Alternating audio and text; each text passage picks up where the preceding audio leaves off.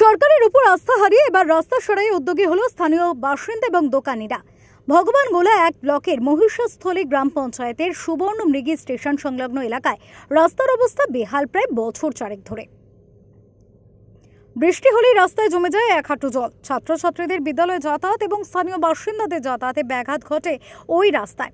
ছাত্রছাত্রীদের বিদ্যালয়ে যাওয়ার সময় বৃষ্টির জলেই কখনো বই খাতা নষ্ট হয়, আবার কখনো পোশাকে কাদা লাগে। এবার রাস্তা ঠিক রাখতে চাঁদা তুলে ইটভাটার রাবিশ ইট ভাঙা ফেলে গর্ত বন্ধ করার প্রচেষ্টায় স্থানীয় বাসিন্দা ও দোকানিরা। স্থানীয়দের দাবি, স্থানীয় জেলা পরিষদ সদস্য তথা বিধায়ক রেয়াত হোসেন সরকারকে একাধিকবার এই বিষয়ে জানানো হয়েছে।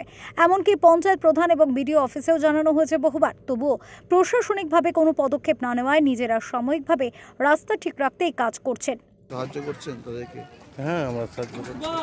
তাদের কি মনে হচ্ছে, এটা সুরাহা হবে কিছু? এতে সুরাহা বলতে চলার মতন হবে, এটাই। মানে আগে যে সমস্যাটা হতো সেই সমস্যাটা হবে না, চলার মতন হবে। পঞ্চায়েত কোনো রকম ইয়ে করে? না, পঞ্চায়েত বা ভিডিও কোনো ইয়ে করেনি। যদিও পঞ্চায়েত প্রধান সাব্বির আহমেদ বলেন, বিধায়ক সাহেবের তদারকিতে দ্রুত এই রাস্তা মেরামত করা হবে।